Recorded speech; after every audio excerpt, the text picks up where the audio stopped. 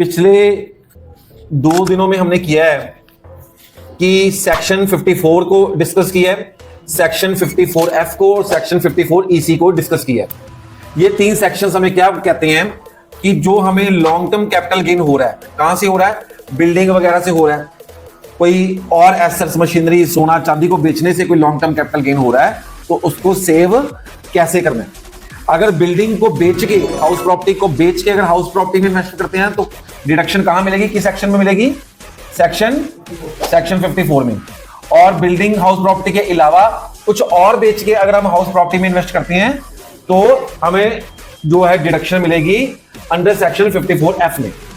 अगर हम कोई भी एसेट को बेच के उसके गवर्नमेंट बॉन्ड्स खरीद लेते हैं 6 महीनों के अंदर, उसकी हमें डिडक्शन मिलेगी 54EC में। अगर आपको शेयर्स पे टैक्स बचाना है तो उस पे आपको क्या करना होगा कि सबसे पहले जो आपका लॉन्ग टर्म कैपिटल गेन है वो 1.25 लाख रुपया आपका एग्जम्प्ट है। आप जो लॉन्ग टर्म कैपिटल गेन पे जो प्रॉफिट बुक करोगे long term capital assets shares पे, उस पे आप 1,25,000 तक आपका जो है लॉन्ग टर्म कैपिटल गेन माफ है।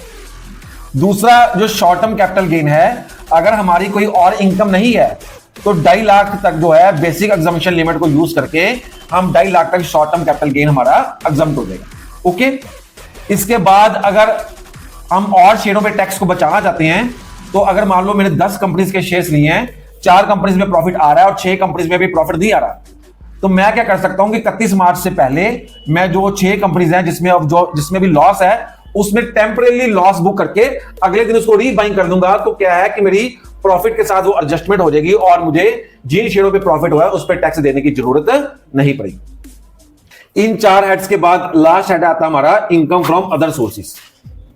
इनकम फ्रॉम अदर सोर्सेस में जो इनकम हमारी किसी हेड में नहीं आ रही है, ना वो हमारी सैलरी इनकम है, ना वो हमारी प्रॉपर्टी इनकम रेंटल इनकम है, ना वो हमारी बिजनेस इनकम है, ना वो हमारी कैपिटल गेन इनकम है। जो इनकम किसी हेड में नहीं आ रही है वो हमारी इनकम फ्रॉम अदर सोर्सेस में आएगी।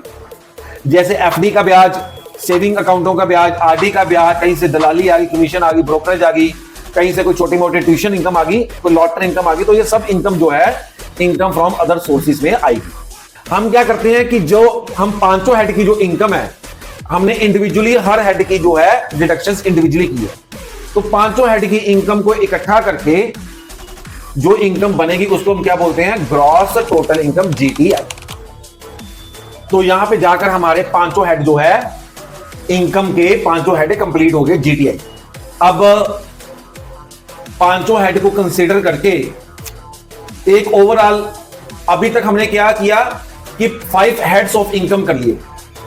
तो अभी हम क्या करने जाएंगे क्लास में, 5 हेड्स की अलग अलग इनकम आपको नोट कराऊंगा और इनकम को आपके इंडिविजुअल हेड की डिडक्शंस देने के बाद आप हर हेड का आंसर निकालोगे कि सैलरी हेड में किस अमाउंट पे आपको इनकम टैक्स देना है, हाउस प्रॉपर्टी हेड में किस अमाउंट पे आपको टैक्स देना है, profit and gains of business पे किस हेड पे कितना टैक्स देना है, कैपिटल गेन पे कितना बनता है और अदर सोर्सेज पे कितना। 5 हेड की इनकम को इंडिविजुअल डिडक्शंस देने के बाद आप क्या कर लोगे? इकट्ठा कर लो।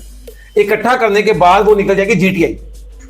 उस पे जो हमारा इनकम टैक्स स्लैब है वो लगा के आप लगाओगे, निकालोगे इनकम टैक्स, जिसमें तो स्पेसिफिक रेट है, जैसे बिल्डिंग पे या शेयर्स पे स्पेसिफिक रेट है, उस पे आप स्पेसिफिक रेट लगाओगे, और जिसपे स्पेसिफिक इनकम टैक्स रेट नहीं है उस पे इनकम टैक्स की स्लैब लगाओगे। 2 रिजाइम हमने डिस्कस किए हैं क्लास में, old tax regime and new tax regime. तो हम अभी फिलहाल क्लास में न्यू टैक्स रिजाइम के अकॉर्डिंग जो है वो टैक्स कैलकुलेशन करेंगे।